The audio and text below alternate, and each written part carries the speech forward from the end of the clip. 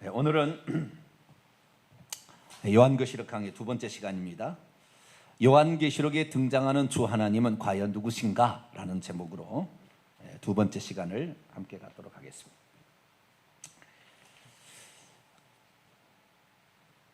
사람이 어떻게 과거에 들었느냐가 그걸 첫 인상이라고 하고 첫 관점이라고 얘기를 하는데, 어떻게 들었고 어떻게 보았느냐가 그것이 자신의 어쩌면은 일생에 변하지 않는 룰처럼 되어버려요. 그래서 우리가 과거에 어떻게 들었다 라고 생각하는 것을 바꾼다는 것이 쉽지 않은 거예요. 우리에게 요한계시록이 없었다고 한다면 우리는 하나님에 대해서도 제대로 몰랐을 거예요. 구약 성경에 이사야가 없었다면 메시아가 누군지를 제대로 알 수 없었던 것처럼, 신약에 요한계시록이 없었다면 하나님이 누군지에 대해서 제대로 알 수 없었을 거예요. 요한계시록은 미래에 되어질 종말에 관한 이야기로 기록되어 있습니다. 그러나 그것은 다 환상과 상징으로 기록됐기 때문에 이것을 풀어나가는 건 쉽지 않아요. 구약 성경을 전체적으로 다 이해하고 있어야 이게 풀리게 됩니다. 요한계시록의 이 종말에 되어질 이 상징과 환상들을 이해하려면 구약 성경에 다니엘서, 에스겔서, 스가랴서 요 세 가지는 기본이에요. 기본. 요 세 가지를 몰라서는 이해가 안 되게 돼 있어요. 여기 있는 상징을 다 끌어왔기 때문에. 그뿐만 아니라 여러 많은 창세기부터 이 말라기까지의 이 사실들을 다 끌어왔기 때문에 그걸 다 이해해야 되는 거예요. 그러니까 성경을 통전적으로 이해하지 못하면 순전히 지금의 세상으로, 예를 들어서 666은 베리칩이다 이런 것으로 해석하는 아주 어리석은 해석으로 이렇게 가게 되는 것이죠.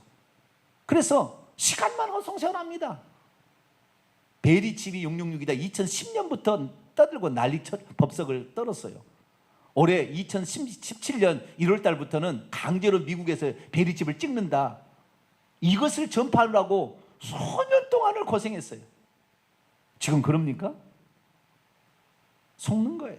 그래서 이 상징이라는 것은 정확히 어떻게 풀어가야 돼. 그래서 요한계시록을 풀을 때는 상징적인 해석이 들어갑니다. 구약 성경을 바탕으로 해야 됩니다.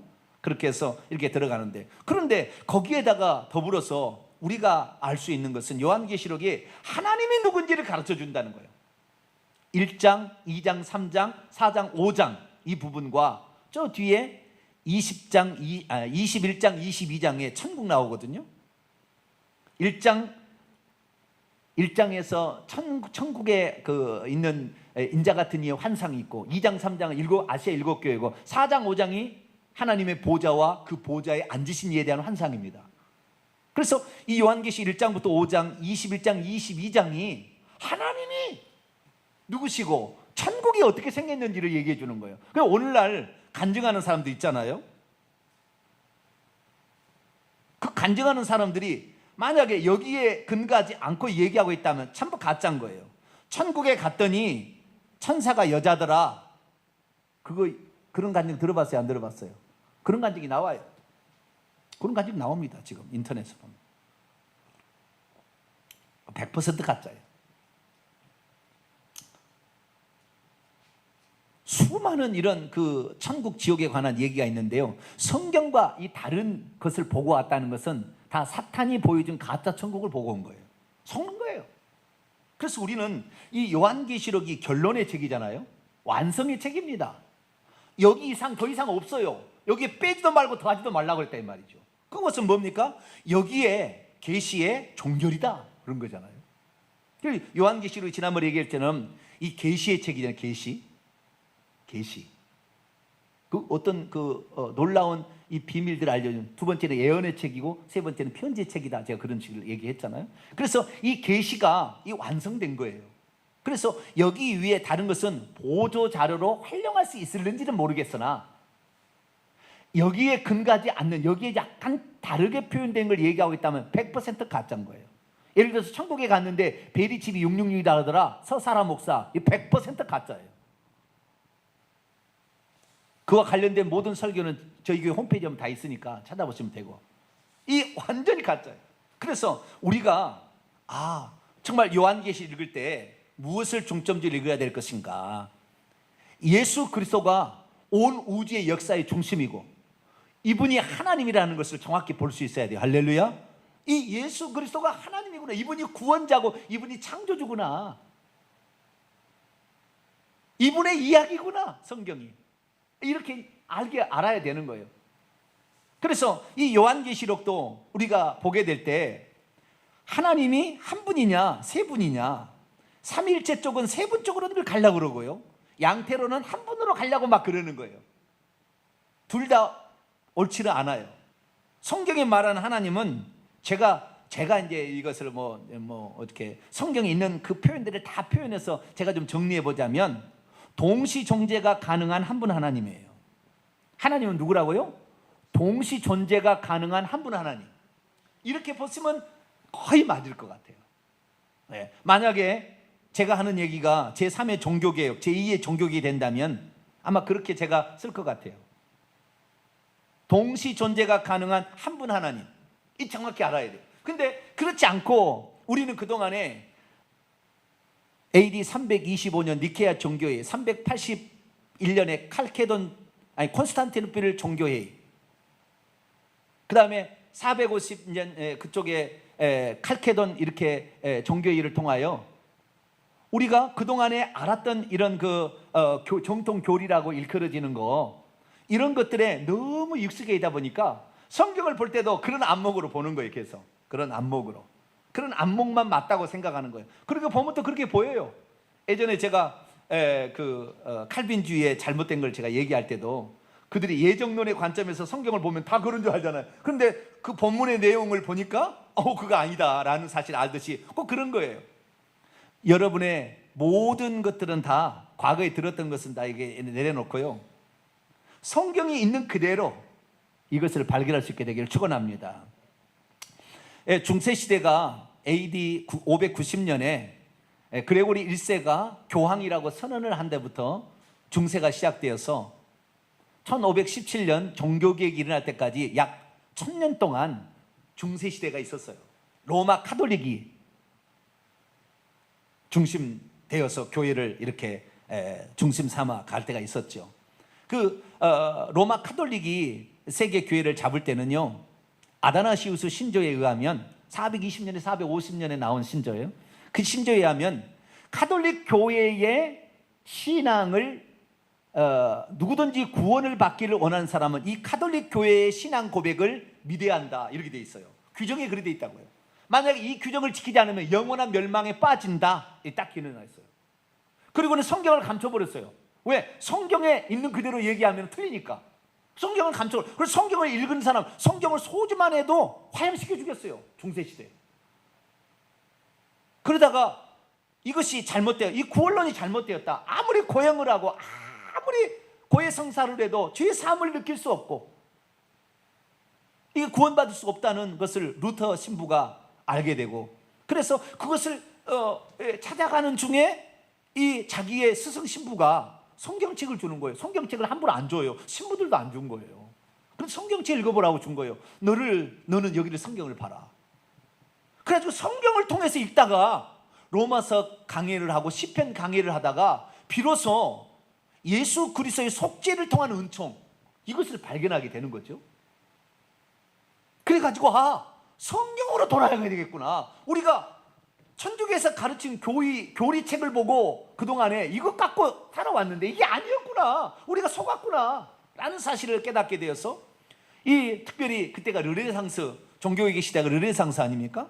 신대륙을 발견하게 됨으로 말미암아 이 새로운 세계가 있다는 거, 더 나은 세계가 있다는 거, 우리가 더 많이 공부를 해야 된다, 더 이성과 지성을 더 넓혀가야 된다, 이렇게 해서 인쇄술이, 구텐베르크 인쇄술이 발달되면서 이 성경이, 그리고 이 종교개혁 시절에 그 전후에 말이죠, 성경책이, 원문 성경책이, 헬라어 성경책이 발견이 되기 시작합니다.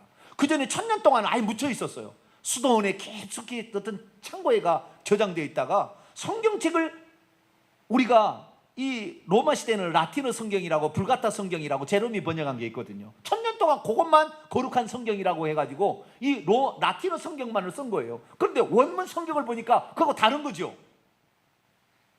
그래서 이 종교개혁을 이뤘던 루터가 성경을 원문, 헬라 원문에서 히브리 원문에서 이 공부를 해가지고 번역을 하기 시작한 거예요. 그래서 비로소 하나님의 말씀은 이런 거였구나. 오늘날 그래서 저는요, 목회자에게 권하고 싶은 것은 헬라어 히브리 원문을 공부하라. 최소한 헬라어는 공부를 해라. 그러고 싶어요. 왜냐하면 헬라 원문을 모르면 성경을 읽는 교리 옛날의 생각대로 풀어갈 거거든요. 그래서 이 성경이 이 종교개혁 시대에 완전히 다시 회복이 되기 시작합니다. 그래서 카톨릭이 잘못 바꿔놓은 모든 것들을 회복하기 시작하죠. 그런데 이 카톨릭의 반작용 반대하다가 이게 잘못되었다고 얘기하고 원래 카톨릭이 되기 전에 원래대로 돌아가자 하다 보니까 또 부족함이 있었어요. 그래서 500년이 흘러온 거죠. 오직 믿음이라고 하는데 성경에 오직 믿음이라는 성경이 존재하지 않아요. 우리는 그래서 속은 거죠. 또 500년 동안 또 우리는 허탕질한 거예요. 그러니까 뭐요? 지금 예수 그리스도를 믿으면은 과거 이제 현재 이제 미래까지 다 용서를 받았다.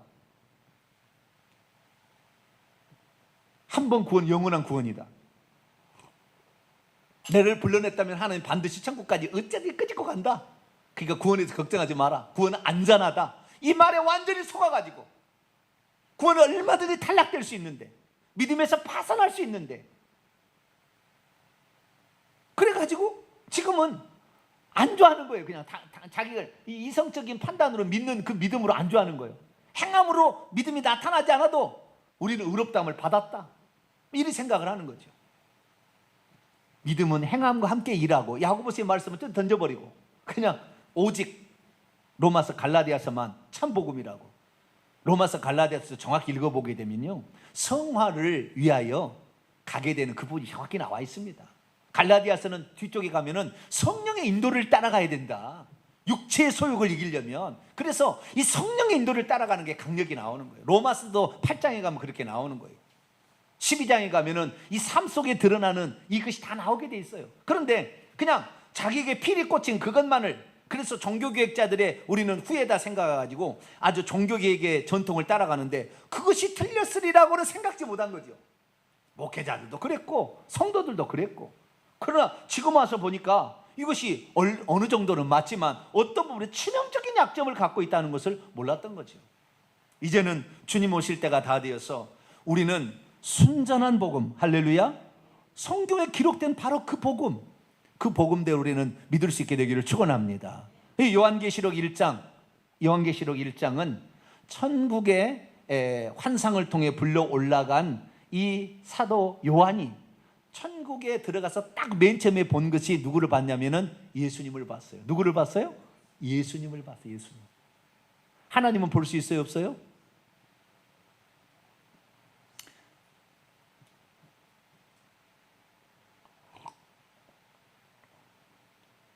저는 이 삼신론적으로 가려고 하는 삼위일체 극단주의자들이 있거든요. 그럼 그들이 묻고 싶어요. 천국에 하나님이 어떻게 있습니까? 한가운데 보좌에는 성부가 앉아 계시고, 오른쪽에는 성자가 앉아 계시고, 왼쪽에는 성령이 앉아 계십니까? 한번 얘기해 보시라고. 어떻게 계시냐고. 아니면 몸은 하나인데 머리가 세 개인 분이 앉아 계시냐고 물어보고 싶어요. 어리석은 어리석. 이상한 바벨론부터 온 그런 신관을 가지고 교회에다가 그대로 가져와서 로마 카톨릭이 교리를 만든 것을 가지고 그것을 정통인 줄 알고 믿고 있는 거죠. 우리는 그렇게 하면 안 돼요. 성경에 있는 그대로. 그래서 오늘 제가 이 삼위일체에 관한 그 부분, 사도 요한이 편지 형식으로 요한계시를 썼다고 그랬죠. 그래서 그 편지에 나오는 인사말에 성부와 성자와 성령에 관한 언급이 있습니다. 그래서 이 부분을 오늘 중점적으로 살펴보므로 하나님이 어떤 분이신가, 성경에 기록된 하나님, 이렇게 믿어야 되는 거예요. 이렇게 믿어야 구원을 향하여 바르게 할 수 있고 이단에 안 빠지는 겁니다. 아시겠죠? 이 하나님을 정확히 알면요 절대 이단 안 빠져요. 하나님을 모르니까, 세 분으로 아니까 네 분 하나님은 쉬운 거예요. 아시겠죠? 천주교도 괜찮다고 해버리는 거예요. 네? 하나님 아버지, 그 다음에 아들 하나님, 하나님의 어머니는 천주교고 어머니 하나님이면 하나님의 교회로 가는 거예요. 얼마든지 그렇게. 그 다음에 재림 예수 또는 보혜사 성령, 그렇게 하면 신천지로 가는 거예요. 그래서 사람을 다 속이는 거예요. 그러니까 하나님이 어떤 분이냐 정확히 알게 되면 이런 거 완전히 구별됩니다. 할렐루야. 그래야만이 우리가 이단에 속지 아니하고 허송세월을 하지 않는 거예요. 그리고 하나님을 제대로 하나님에 대해서 제대로 알게 되면요 믿음이 확 생깁니다. 할렐루야. 그 희한한 건데요, 믿음이 확 들어와요. 그전에는 이런 것도 같고 저런 것도 같고 막 이런 것도 같다 저런 것도 같다 잘 몰라, 신비야, 이렇게 넘어갈 때는 잘 확신이 안 섰지만 하나님을 제대로 하면요 믿음이 확 들어와요. 확신이 딱 들어갑니다. 이게 신기한 거예요. 그래서 오늘 이제 그 하나님에 대한 소개를 어떻게 하고 있는지 이 부분을 정확히 원문적으로 제가 원문 그 이름을 들고 왔어요. 읽어드리려고 제가 막 가르쳐 드리려고. 그래서 정확히 이 부분에 관하여는 너무나 많은 불순문들이 섞여 있어서 우리도 모르게 진실된 복음에다가 이 섞여 있는 카톨릭이 집어넣었던 이런 이 불순문들이 어디 들어왔는지 잘 몰라. 그래서 여기에 두리뭉실 맞으니까 이렇게 맞는 데인데 이렇게 따라가다 보면은 하나님이 여럿을 인정하게 되는 것으로 가는 거예요. 그러다 보면은 어머니 하나님, 하나님의 어머니, 재림 예수, 내가 재림 예수다 이런 사람에게 따라가는 거죠. 절대 그럴 수 없습니다.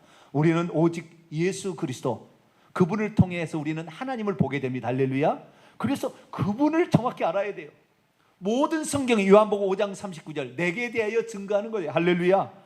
이거 내가 쓰게 한 거거든. 그게 예수님이. 그러니까 예수님을 제대로 알아야 되는 거죠. 예수님만 구원자고 이 예수님이 우리를 천국에 데려갑니다. 할렐루야. 우리를 이 땅에서 천국으로 엑소더스 탈출시킬 수 있는 분은 예수님이. 그 마태복음 17장에 모세 엘리야를 불러다 얘기하는 거 아니에요. 너희들이 다 쓴 게 날 위해 쓴 게 아니야. 이제 그걸 이룰 때가 됐다라고 얘기하는 거죠. 그런데도 베드로는 뭐요? 엘리야를 위하여 초막 하나를 짓고 모세를 위하여 초막 하나를 짓고 예수님을 위하여 초막, 하늘에서 음성이 확 들렸어요. 둘은 없어져 버렸어요. 오직 예수만 남고 너희들은 오직 저의 말만 들으라. 할렐루야. 그건 다 예표고 소개지 진짜는 예수 그리스도. 할렐루야. 일단 결론을 하나님 맺어줘요. 그래서 우리는 이 성경이 말하고 있는 하나님이 누군가 여기에 대해서 확실히 알고 하나님을 믿을 수 있게 되길 바랍니다. 자, 1장 4절부터 보겠습니다. 이제 오늘은 그래서 성부, 성자, 성령에 관하여 소개하고 있는 사도 요한의 소개와 더불어서 인사말의 소개와 더불어서 재림하시는 그분이 누군가 이 부분까지 우리가 말씀을 살펴볼 수 있기로 합니다. 자, 4절을 같이 읽습니다. 시작. 요한은 아시아에 있는 7 교회에 편지하노니 이제도 계시고 전에도 계셨고 장차 오실 이와 그의 보좌 앞에 있는 7 영과 이렇게 말하고 있습니다. 자, 요한은 여기 사도 요한을 가리키는 겁니다. 사도 요한 반모섬에 갇혀서 95, 96년경에 환상을 보고 이 편지를 쓰게 되는 사도 요한입니다. 아시아에 있는 소아시아입니다. 터키의 서쪽 남쪽에 있는 소아시아 7 교회, 에베소부터 라오디게아 교회까지 에서보드, 사빌라 이 7 교회에게 편지를 합니다. 편지를 하는데 인사말을 쓰죠. 성부와 성자와 성령의 이름으로 은혜와 평강이 너에게 있을지어다 라고 편지를 쓰는 거예요. 아시겠죠? 자, 그러면 성부와 성자와 성령의 이름으로 이렇게 얘기를 하는데 이것은 우리의 관념입니다.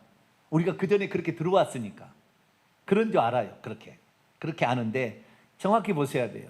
여기 어떻게 표현하고 있는지를 아셔야 되는 거예요. 한 분 하나님으로 표현하고 있는지 성부와 성자와 성령 하나님으로 표현하고 있는지를 알아야 되는 거죠. 그런데 우리의 생각은 너무나 이미 삼위일체에 너무 젖어버렸어요. 젖다 보니까 항상 성부와 성자와 성령 이렇게만 보려고 합니다. 자, 그런데 요한은 뭐라고 소개하고 있을까요? 첫째, 성부라 소개되어 있는 부분을 봅시다. 이제도 계시고 전에도 계셨고 장차 오실리 이렇게 소개하고 있죠. 이게 성부라고 이제 일반적으로 보통 신학자에 해석하는 것이고요. 그의 보좌 앞에 있는 7 영은 성령이라고 소개하는 것입니다. 5절 읽습니다. 5절부터 6절까지 읽습니다. 시작. 또 충성된 증인으로 죽은 자들 가운데 먼저 나시고 땅의 임금들의 머리가 되신 예수 그리스도로 말미암아 은혜와 평강이 너희에게 있기를 원하나. 여기까지가 이제 성자에 관한, 예수 그리스도에 관한 소개고요. 그리고 예수 그리스도에 관하여는 더 얘기합니다. 우리를 시작. 우리를 사랑하사 그의 피로 우리 죄에서 우리를 해방하시고 그의 아버지 하나님을 위하여 우리를 나라와 제사장으로 삼으신 그에게 영광과 능력이 세세토록 있기를 원하노라. 아멘. 이게 이제 예수님에 대한 더 자세한 소개를, 예수님이 무슨 일을 하셨는지 그 부분에 관해 더 얘기하는 거예요. 앞에는 예수님이 누구신지에 관해 얘기했고, 이 뒷부분은 예수님이 무슨 일을 하셨는지를 얘기하는 거예요. 그렇게 해서 두 가지로 소개를 합니다. 이렇게 해서 인사말이 이제 끝나는 겁니다. 그 인사말에 나와 있는 이 부분, 이를 보게 될 때, 자, 우리가 그동안에 주석책에 절대 이런 거 소개하지 않아요. 다 쳐다봐도. 그 뭐냐면, 이 예수님이 무슨 일을 하셨는가, 5절 하반절에서 6절까지 나와 있는 부분을 잠깐 봐요. 우리를 사랑하사 그의 피로 우리 죄에서 우리를 해방하시고. 이건 누굴까요? 예수 그리스도죠. 당연히 예수 그리스도죠. 그런데 뭐라고 소개하는, 6절 뭐라고 소개하겠느냐? 그의 아버지 하나님을 위하여, 이렇게 되어 있는데 원문은 그렇게 안 되어 있고요. 하나님께, 이 6절입니다. 하나님께 우리를 왕국과 제사장들로 삼으셨다. 근데 하나님께 옆에 또 카이를 더 넣어서 뭐냐, 하나님과 그 다음에 그의 아버지에게 이렇게 되어 있다고요. 그러니까 하나님과 그의 아버지에게 우리를 나라와 제사장으로 삼으신 그는 누구예요? 예수 그리스도죠. 그러면 예수 그리스도가 보통 사람들이 해석할 때는 성자 하나님이라고 얘기하잖아요. 근데 하나님이 그의 아버지와 그리고 하나님께 이렇게 표현할 수 있어요? 자기인데? 나에게 그렇게 해야 되잖아요. 그렇죠? 그런데 여기에 그의 아버지와 그리고 하나님께 우리를 나라와 제사장으로 삼으셨다. 과거, 직설법 과거입니다. 삼으셨다 이렇게 나와요. 그분이래요. 그분이 누구냐? 예수 그리스도. 예수 그리스도께서 그의 아버지와 하나님께 우리를 나라와 제사장으로 삼으셨다 이렇게 돼 있어요. 그러면 여기서 예수 그리스도는 인성을 취하신 예수 그리스도를 말하는 것입니까? 신성을 가지신 예수 그리스도를 말하는 겁니까? 당연히 사람이신 예수 그리스도가 이 땅에 오셔서 우리를 이런 사역을 해가지고 우리를 하나님의 왕국과, 하나님이 통치하는 나라의 왕국과 그 다음에 그 나라의 제사장들로 우리를 삼으셨다. 이게 뭐예요? 인성을 취하신 예수 그리스도에 대한 소개지, 신성을 가지신 성자 하나님의 소개가 아니라고요. 그런데 우리는 보통 어떻게 생각하고 있어요? 성부 하나님, 성자 하나님, 성령 하나님 이렇게 생각한다는 거죠. 성자 예수님이 하나님이 아니라는 얘기가 아니에요. 그런데 여기서 소개를 보자는 거죠. 소개를 보게 되면 여기서는 인성을 취하신 예수님이 이 땅에서 무슨 일을 하셨는가, 그래서 우리를 어떻게 만들어 주었는가, 이것을 소개하고 있는 것이지 성자 하나님을 소개하고 있는 게 아니라는 거예요. 그런데 우리는 항상 성부와 성자와 성령 하나님으로 소개를 하려고 한다는 거죠. 그런데 여기에서 하나님의 성부에 관한 소개, 이제도 있고 전에도 계셨고 장차 오시리라는 여 속에 하나님이 이미 소개가 되어버렸기 때문에 그 하나님이 인성을 취하셔서 이 땅에 오셔서 아들로 무슨 일을 하셨는가를 소개하고 있는 것이지 성부, 성자, 성령을 동일하게 삼위일체 하나님을 소개하고 있는 게 아닌 거예요. 내가 너무 어렵게 얘기를 합니다만은 성경 있는 대로 제가 설명하는 거예요. 원문에 있는 대로 제가 설명하는 거니까. 그래서 우리가 기존의 관념을 좀 내려놓고 사도 요한이 소개하고 있는 부분은 한 분 하나님, 할렐루야, 한 분 하나님을 소개하고 있어요. 그것은 이제도 있고 전에도 계셨고 장차 오실 일이에요. 한 분 하나님 딱 소개하고 있는 거예요. 근데 그분이 우리를 위하여 어떤 일을 하셨는가를 성자를 통하여 하고 있고, 그분이 그의 영을 통하여 또 어떤 일을 하고 있는 것을 소개하고 있는 거예요. 할렐루야. 동시 존재가 가능하신 하나님께서 이 하시는 사역을 소개하고 있는 것이지, 성부 하나님 있고 성자 하나님 있고 성령 하나님 있으니 이걸 믿어야 된다, 이걸 말하는 게 아니라는 거예요. 지금 성경은 정확히 이해가 가시죠? 네, 이해가 가실 거예요. 자, 다시 4절로 넘어갑니다. 자, 그래서 하나님의 소개는 이제도 계시고 전에도 계셨고 장차 오실 일입니다. 원문에 의하면 지금도 있고, 그 다음에 전부터 여기 전에도 계셨고는 미완료입니다. 미완료. 직설법 미완료 능동태니까 전에 있었던 상황이 아직도 끝나지 아니하고 계속해서 그 결과가 계속해서 미래까지 영향을 미칠 때 미완료를 쓰는 겁니다. 완료는 그 결과가 그냥 끝나버렸다고 한다. 미완료는 아직까지 그 결과가 계속 있다는 거예요. 그러니까 지금도 계실 뿐만 아니라 전에부터도 계셨는데 그 결과가 지금까지 계속해서 앞으로도 계속 가실 것이고, 장차 오시리는 의역이에요. 그 장차란 말이 없어요. 지금 오시고 있느니예요. 뭐라고요? 지금 오시고 있느니. 하나님은 알파 오메가 때문에 지금도 계시고 전에도 계셨지만 또 그 결과 계속해서 지금까지 미칠 것이고 지금도 오고 있어요. 할렐루야. 하루가 천년 같으니까 이미 주님은 오고 계시는 거예요. 할렐루야. 요한계시록이 끝나버렸잖아요. 여러분, 인류 역사가 아직 안 끝났는데 어떻게 끝난 역사를 기록할 수가 있어요? 하나님이니까 할렐루야. 그분이 전능자니까 할렐루야. 네, 그렇게 소개하는 거예요. 그래서 우리가 그분을 볼 때 이제도 계시고 지금 계시는 것은 성령께서 우리 안에 역사하고 계시는 거잖아요. 전에도 계셨고 여호와 하나님이 계시고 장차 오실 이 예수 그리스도, 이렇게도 표현할 수가 있어요. 그러나 그분은 하나님께서 우리의 구원을 위하여 그렇게 사역을 하신 겁니다. 할렐루야. 한 분 하나님이 그렇게 사역을 한 거예요. 그래서 하나님에 대한 소개는 이제도 계시고 전에도 계셨고 장차 올리, 지금도 있고 전부터도 계셨으며 지금도 있고 앞으로도 있을 뿐이고 뿐만 아니라 지금도 오고 계시느니 그분이 하나님입니다. 할렐루야. 그분이 하나님의 첫 번째. 이분이 하나님이고 이분이 누구냐? 8절에 나와 있어요. 자, 8절에 다시 읽습니다. 시작. 주 하나님이 이르시되 나는 알파와 오메가라, 이제도 있고 전에도 있었고 장차 올 자요 전능한 자라 하시더라. 할렐루야. 야, 하나님이 누구냐? 그 하나님이 딱 소개되는, 나는 알파와 오메가. 이사야 41장, 44장, 48장 읽어보면 알파와 오메가라는 것은 여호와께서 당신에게만 쓴 거예요. 그런데 요한계시록에 하면 부활 승천에 올라가신 예수님이 또한 1장, 2장, 21장, 22장에 나는 알파 오메가를 또 씁니다.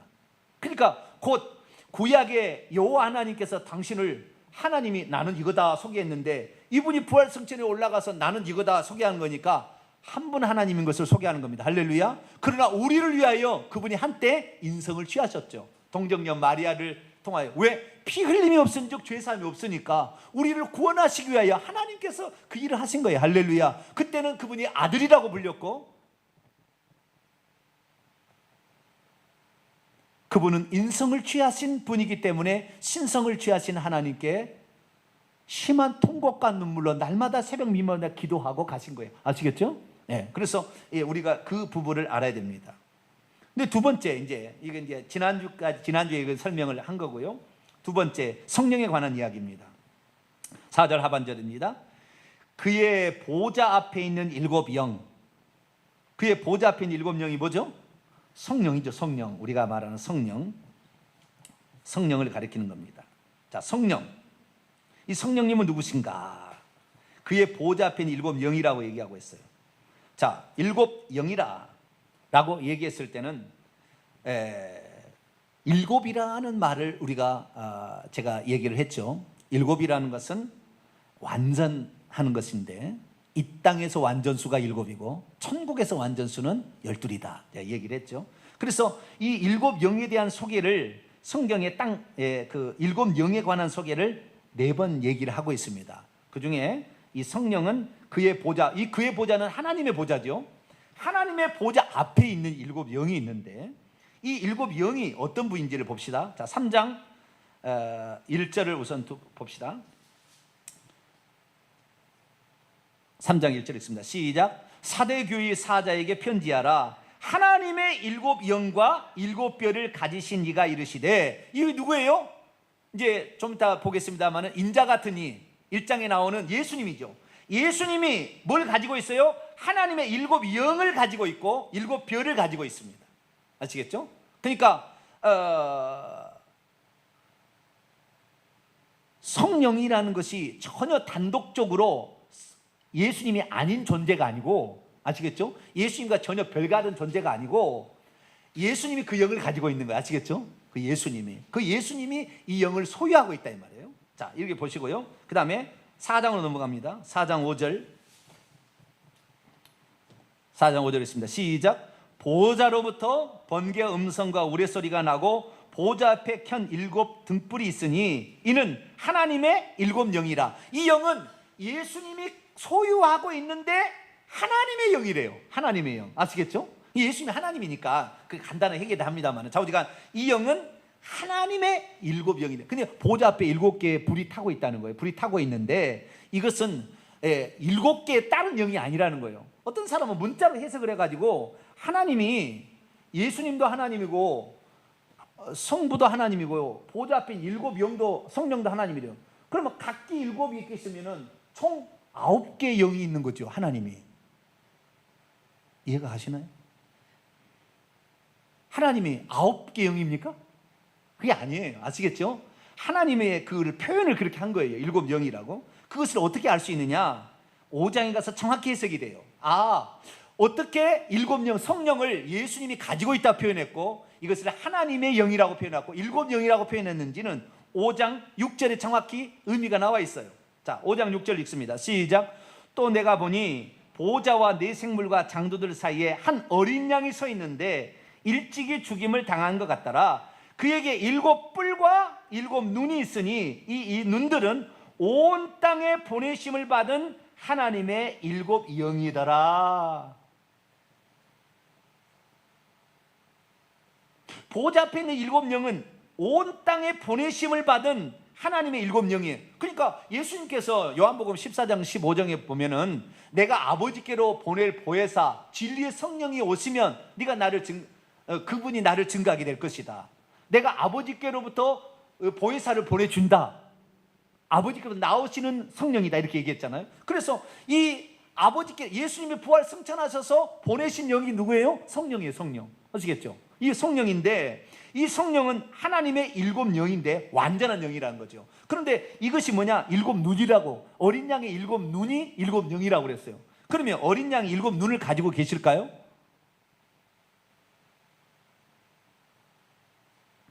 요괴입니다. 예수님이 그러면 이제 요괴. 상징으로 표현된 것을 어떻게 해요? 문자적으로 그대로 해석하면 안 되는 거죠. 일찍 죽임을 당한 어린 양이 있는데 눈이 7개다. 하나, 둘, 셋, 넷, 다섯, 여섯, 일곱, 여덟. 7개, 8개는 안 되겠네. 그러면 어떻게 7개 되나? 사방에 4개에다가 위아래 2개에다가 또 한가운데 하나 집어넣어야 되나? 좌우지간 이게 아닌 거야. 아시겠죠? 7 눈이라는 것은 모든 것을 감찰하시는, 전지하신, 그래서 모든 것을 다 아시는, 이 땅의 모든 것을 자기의 눈으로 감찰하시는 그런 분을 말하는 거예요. 자, 2장으로 넘어갑니다. 23절 읽습니다. 시작.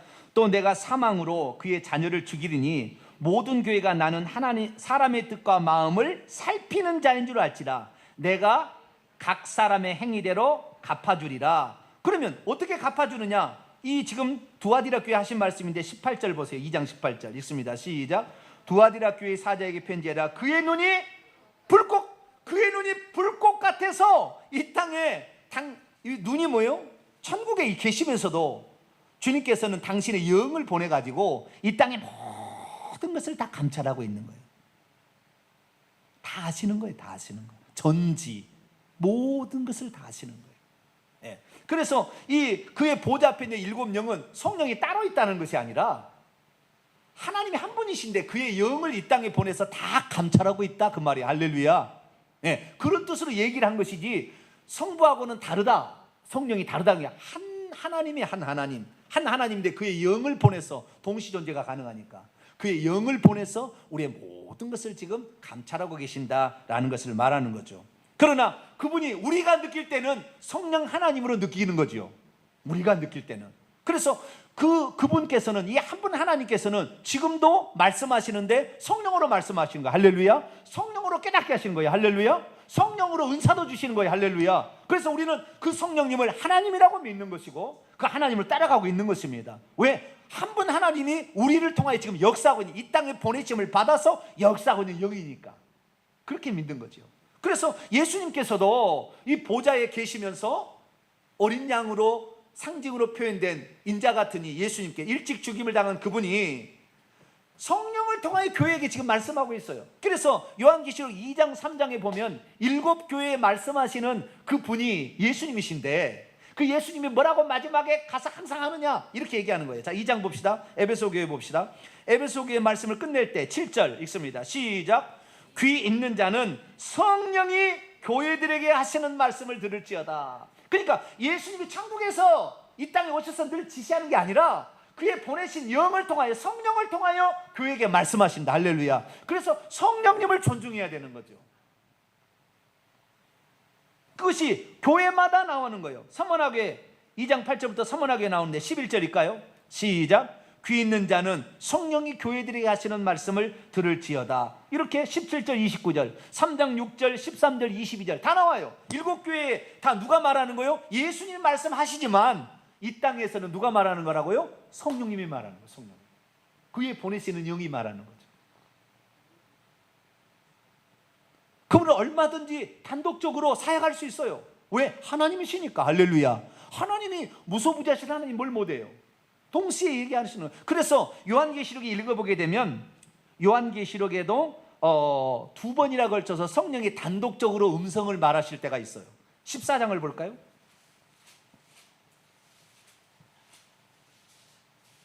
14장 13절 2번이나 성령이 직접적으로 음성을 내뱉습니다.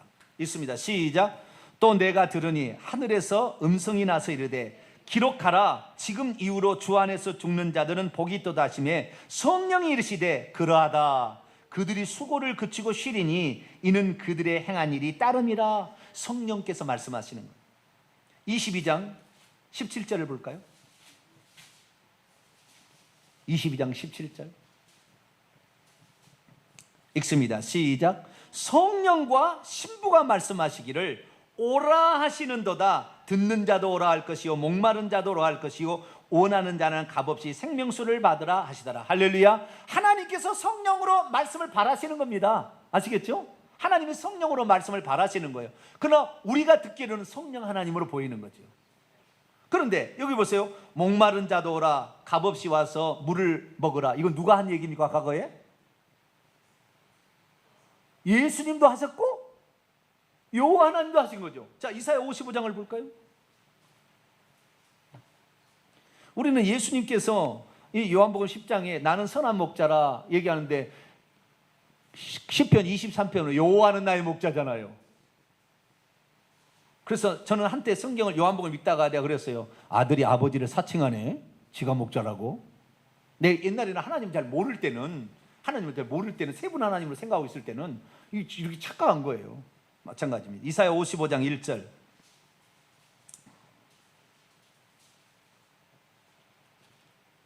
구약에 하나님 다 하시는 거예요. 자, 읽습니다. 시작. 오라 너희 목마른 자들로 물로 나오라. 돈 없는 자도 오라. 너희는 와서 사 먹되 값없이 와서 포도주와 젖을 사라. 돈 없는 자도 목마른 자들아 오라. 누가 초청하고 있어요? 성부께서, 여호와께서 초청하고 있는 거예요. 그러나 성자도 초청합니다. 자, 요한복음 4장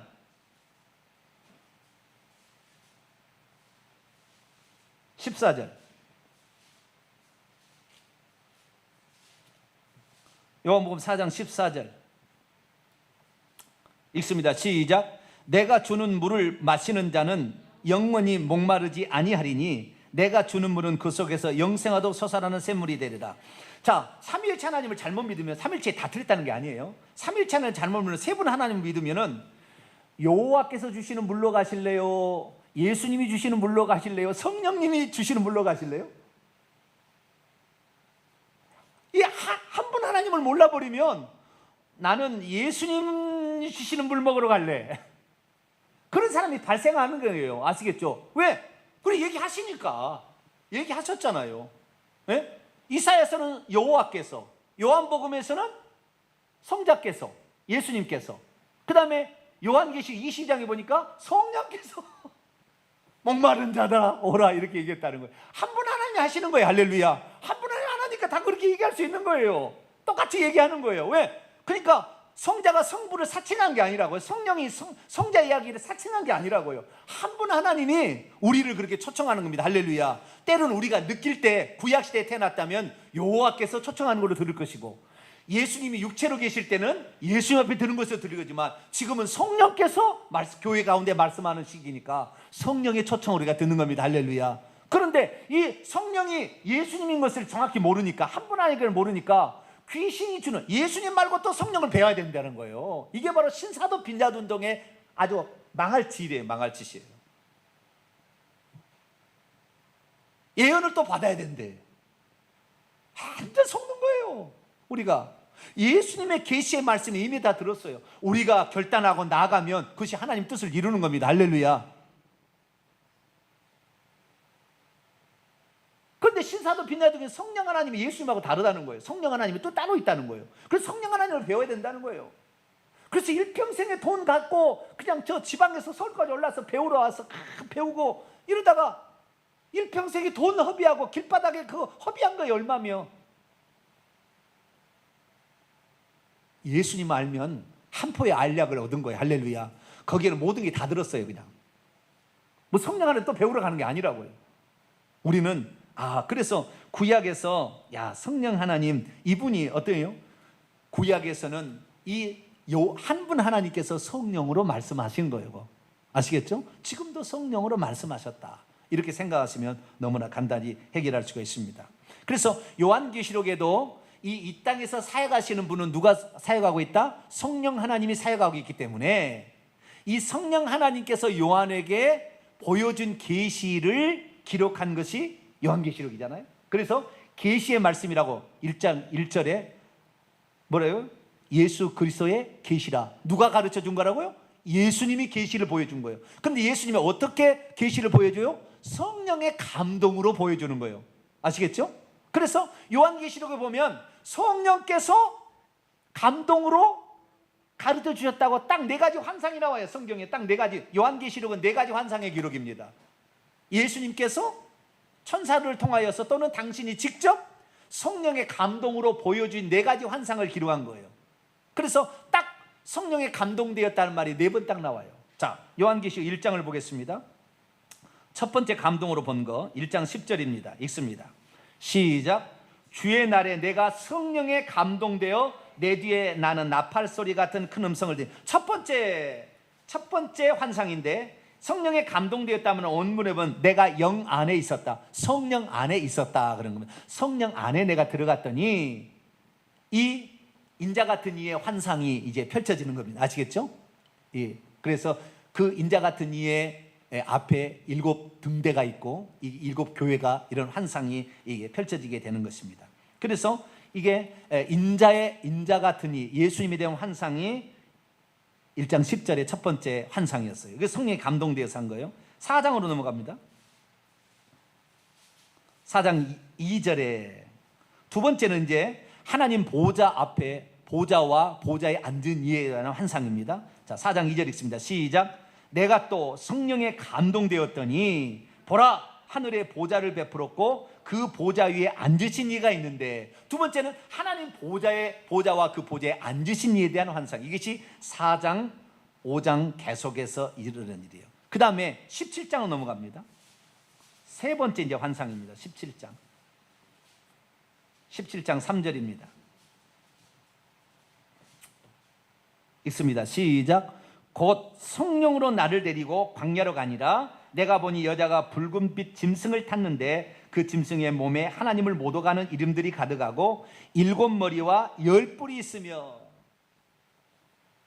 여기에 데려간 이것은 예수 그리스도께서 천사에게 지시를 하고 천사가 사도 요한에게 가르쳐줬다고 했잖아요.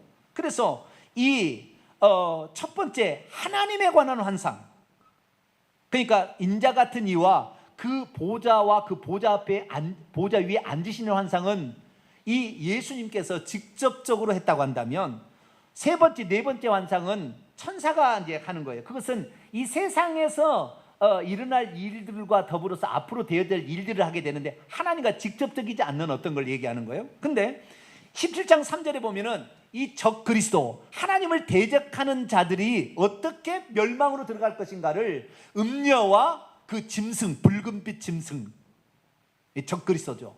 그래서 이 하나님을 대적하는 자들, 바벨론 세력이 어떻게 멸망할 것인가를 다시 환상으로 보여주는 거예요. 이게 17장, 18장의 환상이죠. 그 다음에 21장을 넘어갑니다. 네 번째 환상입니다. 21장 10절. 이건 일곱 천사 중 한 명이, 일곱 대접을 받았던 일곱 천사 중에 한 명이 천사가 세 번째, 네 번째 환상을 보여주는 겁니다. 자, 10절입니다. 시작. 성령으로 나를 데리고 크고 높은 산으로 올라가 하나님께로부터 하늘에서 내려온 거룩한 성 예루살렘. 하늘의 성 예루살렘, 천국의 중심 본부는 예루살렘 성입니다. 천국은 어떤 사람이 착각해가지고 어떻게 하냐면은 144규빗 뭐 1만 2천 스타디온 해가지고 거기에 있는 예루살렘 성만 천국으로 아는데 그게 아니에요. 천국은 어마어마하게 넓어요. 나중에 이제 배웁니다. 21장, 20장에 천국 어마어마하게 넓어요. 거기에는 산도 있고 강도 있고요, 수많은 집들이 있는데 거기에 한 가운데 중심이 예루살렘 성이 있는 거예요. 아시겠죠? 큰 성이 있는 거예요. 큰 성이. 그 성의 한 가운데 높이 들린 보좌에 예수님이 앉아 계시는 거예요. 아시겠죠? 그래서 예배할 때마다 동쪽, 서쪽, 남쪽, 북쪽에 문이 3개씩 있어요. 12문이 있어요. 진주로 되어 있어요. 그 문들을 통하여 예배를 드리러 오는 거예요. 예배를 드리러. 그래서 찬양을 하는 거예요. 찬양을 하는 거예요. 천국에서 가장 중요한 일은 예배하는 일인데 하나님 찬양하는 일이에요. 우리가 이 땅에 할 때 정말 찬양을 잘해야 되고요, 감사하는 마음으로 해야 되는 거예요. 찬양을 담당하던 천사장이 타락했거든. 하나님이 우리를 이사야 읽어보면은 우리를 찬송하게 하려고 우리 지었다고 에베소 1장에도 똑같이 나와요. 우리를 찬송하게, 당신이 하신 일을 찬양하도록 우리를 지었다고. 이 찬송을 다른 사람에게 다른 존재에게 주지 않는다고 그랬다고. 그런데 사단 마귀가 지가 찬송을 받으려고 그러다가 타락한 거예요. 그래서 우리는 진심으로 하나님을 찬양하지 않으면 우리 결국에 타락하게 돼요. 그래서 교회에서 찬양이 함부로 되어지면 안 돼요. 사실은 조심해야 될 일이에요. 찬양 담당하는 사람이 자꾸 타락해요. 그래서 우리는 찬양을 정말 순수한 상태에서 그렇게 해 나가야 될 줄로 믿습니다. 자, 그래서 이 땅에서 사도 요한이 천국에 올라가지 않았지만 이 성령으로 영 안에서 그것을 다 보여준 거예요. 반모섬이 있는데도. 아시겠죠? 다 보일 수가 있는 거예요. 그래서 이 성령께서 하시는 일은, 성령이라는 거니까 하나님의 보좌 앞에 7명 완전한 감찰하시는 영이신데, 이분이 어린 양의 눈으로서 이 땅에 오셔가지고, 그러니까 하나님, 함부로 하나님 그렇게 표현이 되는 거죠. 이 땅에 다 감찰하고 있다는 거예요. 그리고 이 땅의 환상도 다 보여주고 있다는 거예요. 그래서 한 분 하나님이 하는 것이지 성령 하나님이 단독적으로 하는 게 아니라는 거예요. 아시겠죠? 네, 그렇게 이해하시면 성령 하나님이 누구구나 라는 사실을 알 수가 있습니다. 다시 돌아갑니다. 1장 4절.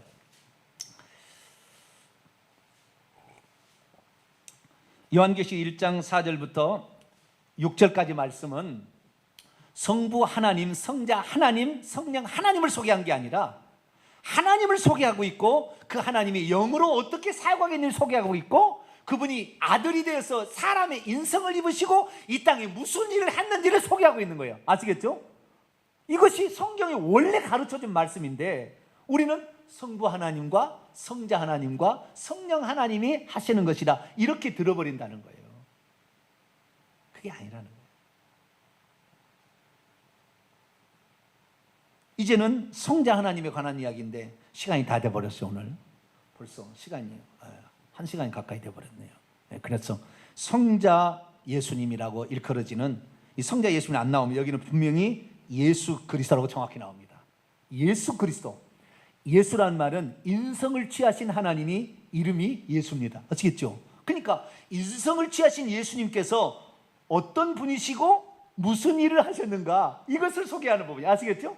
예. 그래서 이분을 정확히 우리가 알게 될 때, 하나님은 무소부재하신 홀로 한 분이신 하나님, 할렐루야. 그분이 이렇게 살아갔구나. 그래서 천국에서 우리가 만나는 것은 삼위일체 하나님 믿는 사람이 물어보고 싶어요. 천국에 가면 하나님 몇 분이냐고. 하나님 몇 분이냐고. 천국에 가면 보좌가 몇 개 있냐고 물어보고 싶어요.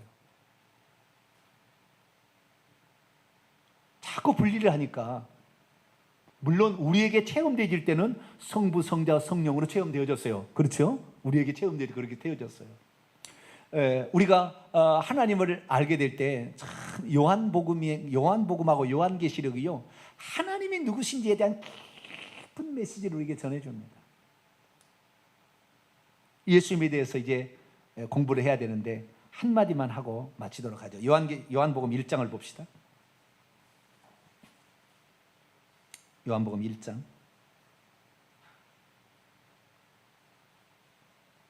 18절.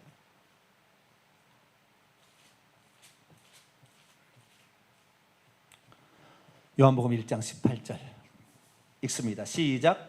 본래 하나님을 본 사람이 없으되 아버지 품속에 있는 독생하신 하나님이 나타내셨느니라. 자, 여기에 이 원문을 직역하는 걸 들어보면은 이 말이 무슨 말인지, 동시 존재가 가능한 한 분 하나님의 이야기가 한 장면으로 딱 펼쳐져 버려요. 이 말씀 하나가. 자, 본래라는 말은 아무도,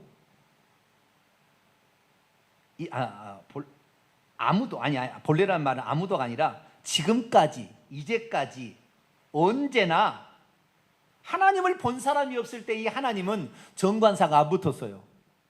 제가 이 정관사가 안 붙은 하나님의 의미를 어떻게 설명할 것이냐를 헬라어 원문을 직역한 목사님이 가르쳐니 깜짝 놀라더라고요.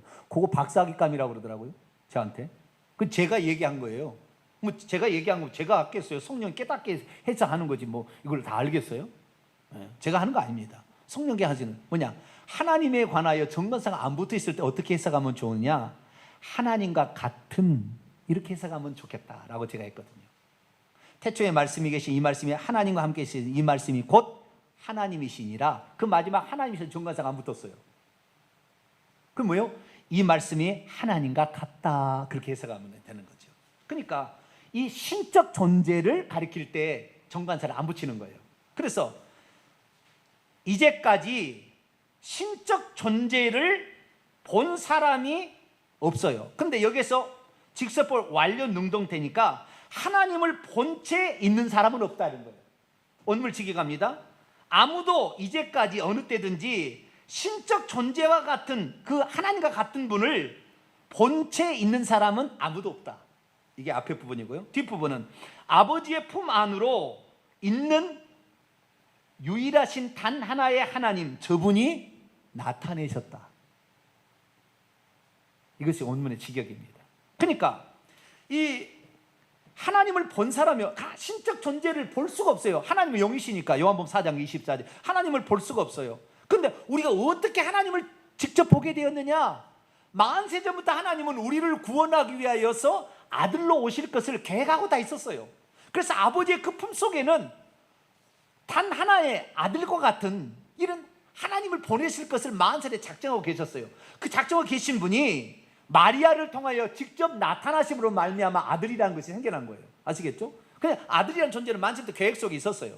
그래서 하나님은 뭐 알파 오메가니까. 그러다가 그분이 나타남으로 우리들한테 보여준 거예요. 그러니까 아들이 마리아의 뱃속에서 태어나기 전까지 아들이라는 존재는 희미한 거예요. 아시겠죠? 있기는 있어요. 하나님의 생각 가운데, 존재 가운데 있었죠.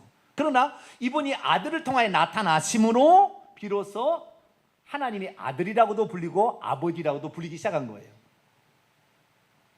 그전에 하나님을 한 분일 때는 아버지라고 안 불리는 거예요.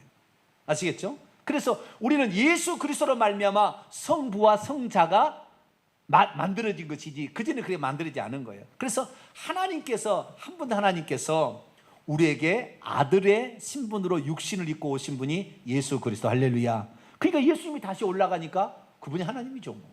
그러니까 요한계시록 그분이 하나님이라고 나오는 거예요. 그래서 우리가 무소부지하시고 동시 존재하신 한 분 하나님이 우리를 위하여 사람의 몸을 입고 오셨다. 이것을 정확히 이해한다면 성경은 다 뚫리는 것입니다. 이분 하나님을 믿고 이 예수님만 우리가 믿고 가면 이 예수님이 천국까지 우리를 데려가 줄 줄로 믿습니다. 거룩하신 하나님 감사합니다. 오늘 하나님이 누구신가에 대해서 성령 하나님을 통하여 오늘 공부하게 되었는데, 하나님은 성령을 통하여 지금도